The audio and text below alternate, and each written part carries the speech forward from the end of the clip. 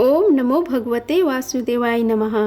नमस्कार दोस्तों, आप सबकी स्वागत है हमारे यूट्यूब चैनल पावरफुल हिंदू धर्म में। भगवान श्री कृष्ण कहते हैं कि किसी दूसरे व्यक्ति के सहारे अपनी ज़िंदगी को जीने से बेहतर है कि आप अपनी ज़िंदगी को अपने बल पर जीना शुरू कर दें। आगे कृष्ण कहते हैं कि अपने भाग्य पर भरोसा रखो, सब कुछ अच्छा ही होगा। आज हम आप सभी को श्रीमद् भागवत गीता में कथा अध्याय 3 का रसपान कराएंगे, जिसमें वर्णन है भक्ति के कष्ट की निवृत्ति। आई रसपान कीजिए कथा अध्याय 3 का। नारद जी कहते हैं कि अब मैं भक्ति, ज्ञान और वैराग्य को स्थापित करने के लिए प्रयत्नपूर्वक श्री सुखदेव जी के कहे हुए भागवत शास्त्र की कथा द्वारा उज्जवल ज्ञान यज्ञ करूँगा। यह यज्ञ मुझे कहाँ करना चाहिए? आप इसके लिए कोई स्थान बता दीजिए। आप लोग वेद के परमगामी हैं, इसलिए मुझे इस सुख शास्त्र की महिमा सुनाइए। यह भी बताइए कि श्रीमद् भागवत गीता की कथा कितने दिनों में सुननी चाहिए और उसके सुनने की विधि क्या है? सनकादि ने बोले, हे नारद जी, आप बड़े विनीत और विवेकी हैं। सुनिए, हम आपको ये सब बातें बताते हैं। हरिद्वार के पास आनंद नाम का एक घाट है। वहाँ अनेकों ऋषि रहते हैं तथा देवता और सिद्ध लोग भी इसका सेवन करते रहते हैं। भांति भांति की वृक्ष और लताओं के कारण वह बड़ा सघन है और वहाँ बड़ी कोमल नवीन बालू बिछी हुई है। वह घाट बड़ा ही सुरगम्य और एकांत प्रदेश में है।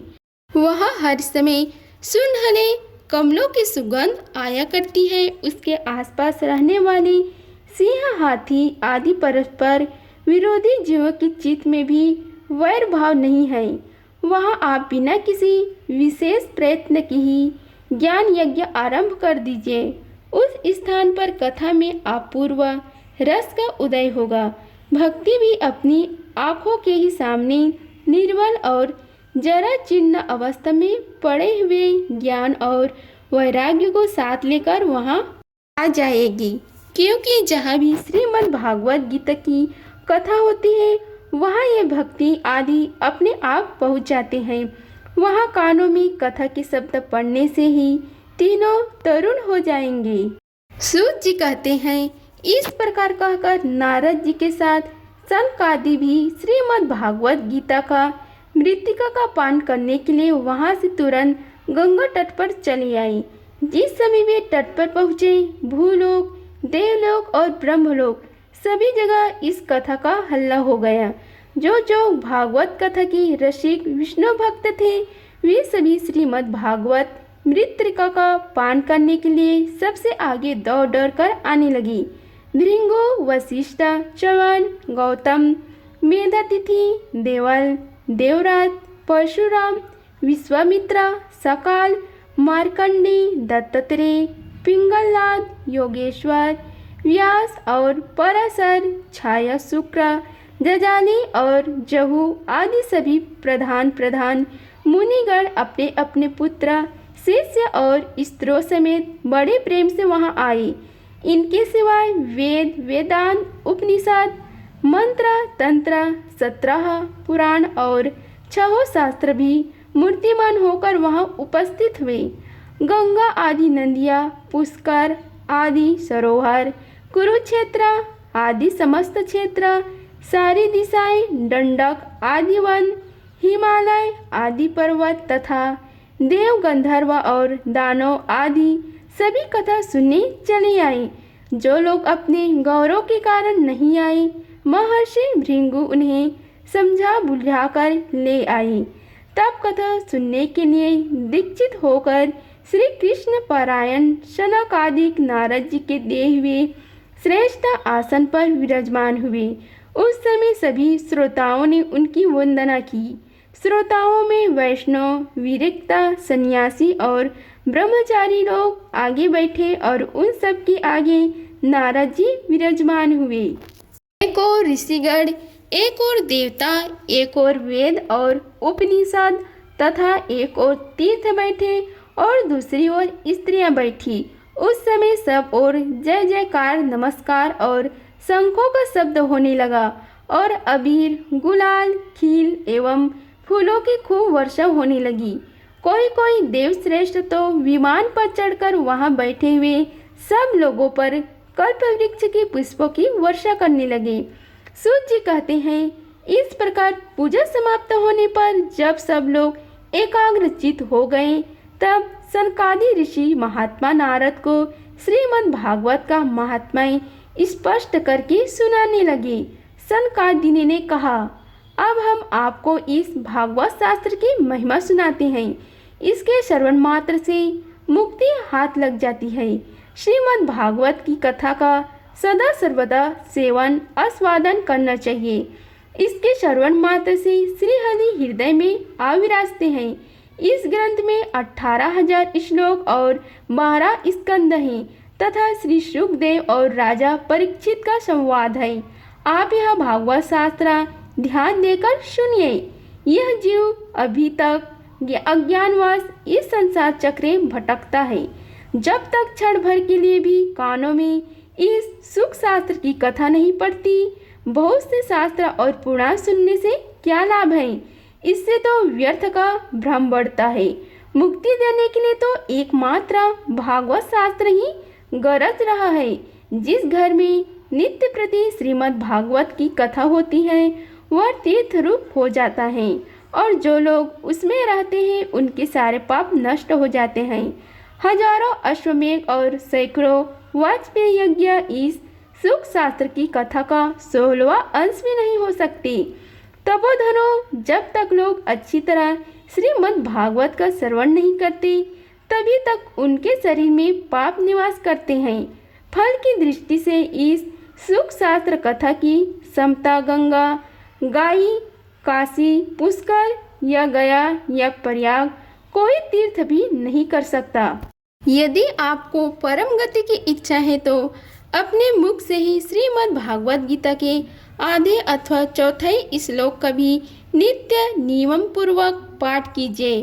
ओमकार, गायत्री, पुरुष सूक्त, तीनों वेद, श्रीमद् भागवत, ओम नमो भगवते वासुदेवाय, यह 12 अक्षर मंत्र 12 मूर्ति वाले सूर्य भगवान, प्रयाग, संवत्सरूप, काल, ब्राह्मण, अग्निगोत्र, गौ, द्वादशी तिथि, तुलसी, बसंत ऋतु और भगवान पुरुषोत्तम, इन सब में बुद्धिमान लोग वस्तुतः कोई अंतर नहीं मानते। जो पुरुष अनिर्ष अर्थ सहित श्रीमद् भागवत शास्त्र का पाठ करता है, उसके करोड़ों जन्मों का पाप नष्ट हो जाता है। इसमें तनिक भी संदेह नहीं है। जो पुरुष नित्य प्रति भागवत का आधा या चौथाई श्लोक भी पढ़ता है, उसे राजसूय और अश्वमेध यज्ञ का फल मिलता है।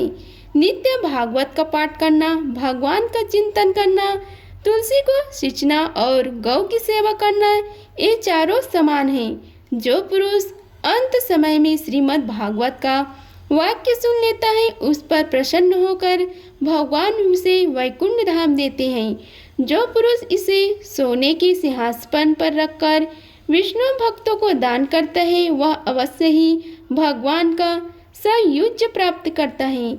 जिस दृष्टि ने अपनी सारी आयु में चित्त को एकाग्र करके श्रीमद् भागवत मृतका का थोड़ा सा भी रसवादन नहीं किया, उसने तो अपना सारा जन्म चंडाल और गधे के समान व्यर्थ ही गवा दिया। वह तो अपनी माता को प्रसव पीड़ा पहुँचाने के लिए ही उत्पन्न हुआ है। जिसने इस शुक्र शास्त्र के थोड़े से भी वचन नहीं सुने, वह पापात्मा तो जीता हुआ ही मुर्दे के समान है। पृथ्वी के भार स्वरूप उस पशुतुल्य मनुष्य को धिक्कार है। यो स्वर्गलोक में देवताओं में प्रधान इंद्र आदि कहा करते हैं। संसार में श्रीमद् भागवत की कथा मिलना अवश्य ही कठिन है।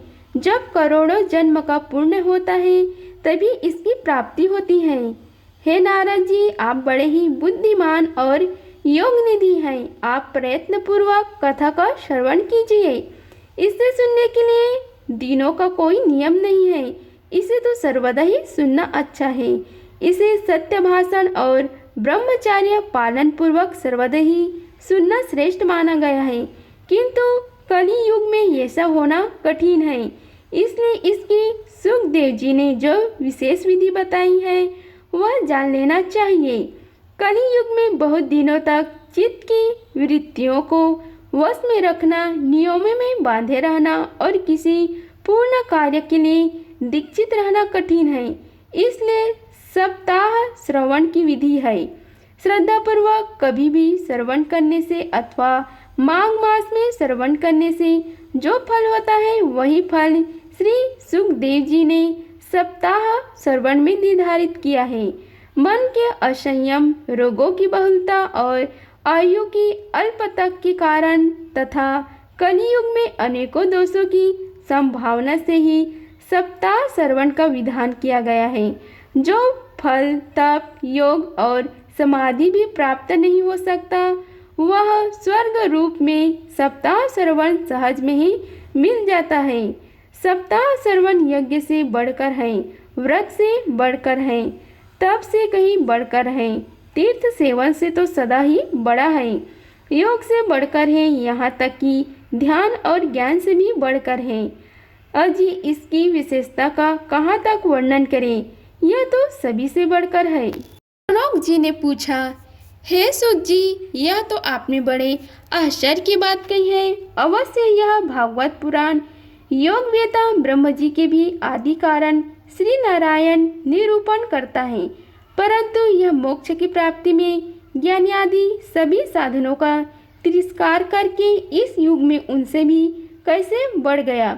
सूत जी ने कहा, हे शौनक जी, जब भगवान श्री कृष्ण इस धारण धाम को छोड़कर अपने नित्य धाम को जाने लगे तब उनके मुख अरविंद से एकदश स्कंद का ज्ञान उपदेश सुनकर भी उद्धव जी ने पूछा, हे गोविंद, अब आप तो अपने भक्तों का कार्य करके परम धाम को पधारना चाहते हैं, किंतु मेरे मन में एक बड़ी चिंता है, उसे सुनकर आप मुझे शांत कीजिए। अब घोर कली काल आया ही समझिए, इसलिए संसार में फिर अनेकों दुष्ट प्रकट हो जाएंगे। उनके संसर्ग से जब अनेकों सत्पुरुष भी उग्र प्रकृति के हो जाएंगे तब उनके भर से दबकर यह गौरूपणी पृथ्वी किसी शरण में जाएगी। कमल नयन, मुझे तो आपको छोड़कर इसकी रक्षा करने वाले कोई दूसरा नहीं दिखाई देता, इसलिए भक्तवत्सल आप साधुओं पर कृपा करके यहाँ से मत जाइए। हे भगवान, आपने निराकार और चिन्ह मात्र होकर भी भक्तों के लिए ही तो यह सगुण रूप धारण किया है, फिर भला आपका वियोग होने पर वे भक्तजन पृथ्वी पर कैसे रह सकेंगे। निर्गुण उपासना में तो बड़ा कष्ट है, इसलिए कुछ और विचार कीजिए। प्रभास क्षेत्र में उद्धव जी के वचन सुनकर भगवान सोचने लगे कि भक्तों के अवलंब के लिए मुझे क्या व्यवस्था करनी चाहिए। शौनक जी, तब भगवान ने अपनी सारी शक्ति भागवत में रख दी। वे अंतर ध्यान होकर इस भागवत समुद्र में प्रवेश कर गए, इसलिए यह भगवान की साक्षात शब्दमयी मूर्ति है। इसका सेवन, श्रवण, पाठ अथवा दर्शन ही मनुष्य के सारे पाप नष्ट हो जाते हैं। इसी से इसका सप्ताह श्रवण सबसे बढ़कर माना गया है और कलियुग में तो अन्य सब साधनों को छोड़कर यही प्रधान धर्म बताया गया है। कली काल में यही ऐसा धर्म है जो दुख, दरिद्रता, दुर्भाग्य और पापों की सफाई कर देता है तथा काम, क्रोध आदि शत्रुओं पर विजय दिलाता है। अन्यथा भगवान की इस माया से पीछे छुड़ाना देवताओं के लिए भी कठिन है। मनुष्य तो इसे छोड़ ही कैसे सकते हैं। अतः इससे छूटने के लिए भी सप्ताह श्रवण विधान किया गया है। सूत जी कहते हैं कि हे शौनक जी, जिस समय सनकादि मुनीश्वर इस प्रकार सप्ताह श्रवण की महिमा का बखान कर रहे थे, उस सभा में एक बड़ा आश्चर्य हुआ। उसे मैं तुम्हें बतलाता हूँ, सुनो। वहाँ तरुण अवस्था को प्राप्त हुए अपने दोनों पुत्रों को साथ लिए विशुद्ध प्रेम रूपा भक्ति बार बार श्री कृष्ण गोविंद हरे मुरारी, हे नाथ नारायण वासुदेवा आदि भगवान नाम को उच्चारण करती हुई अकस्मात प्रकट हो गई। सभी सदस्यों ने देखा कि परम सुंदरी भक्ति नारी भागवत के अर्थों का आभूषण पहने वहां पधारी।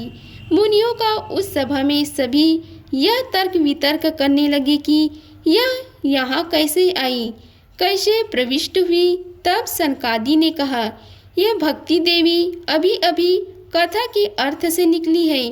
उनके ये वचन सुनकर भक्ति ने अपने पुत्रों समेत अत्यंत विनम्र होकर सनत कुमार जी से कहा। भक्ति बोली, मैं कलियुग में नष्ट प्राय हो गई थी। आपने कथा अमृत से सींच कर मुझे फिर से पुष्ट कर दिया। अब आप यह बताइए कि मैं कहाँ रहूं। यह सुनकर सनकादि ने उससे कहा, तुम भक्तों को भगवान का स्वरूप प्रदान करने वाली, अनन्य प्रेम का स्पादन कराने वाली और संसार रोग को निर्मूल कराने वाली हो। अतः तुम धैर्य धारण करके नित्य निरंतर विष्णु भक्त की हृदय में ही निवास करो। एक कलियुग के दोष भले ही सारे संसार पर अपना प्रभाव डालें, किंतु वह तुम पर इनकी दृष्टि भी नहीं पड़ सकेगी। इस प्रकार उनकी आज्ञा पाते ही भक्ति तुरंत भगवान भक्त के हृदय में जा विराजी। जिनके हृदय में एकमात्र श्री हरि की भक्ति निवास करती है, वे त्रिलोकी में अत्यंत निर्धन होने पर भी परम धन्य हैं, क्योंकि इस भक्ति की डोरी से बंधकर तो साक्षात भगवान भी अपना परम धाम छोड़कर उनके हृदय में आकर बस जाते हैं। भूलोक में यह भागवत साक्षात परम ब्रह्म का विग्रह है। हम इसकी महिमा कहाँ तक वर्णन करें। इसका आश्रय लेकर इसे सुनने से तो सुनने और सुनाने वाले दोनों का ही भगवान श्री कृष्ण की समता प्राप्त हो जाती है। अतः इसे छोड़कर अन्य धर्मों से क्या प्रयोजन है। इति श्री पद्य पुराणे उत्तरखंडे श्रीमद् भागवत महात्म्ये भक्ति कष्ट निवारण नाम तृतीय अध्याय संपूर्णम। अगर आप सभी को हमारी वीडियो अच्छी लगी होगी तो वीडियो को लाइक कीजिए, चैनल को सब्सक्राइब कीजिए और कमेंट बॉक्स में ओम नमो भगवते वासुदेवाय लिखिए। धन्यवाद। मिलते हैं अगले वीडियो में। तब तक के लिए जय श्री राधे कृष्णा।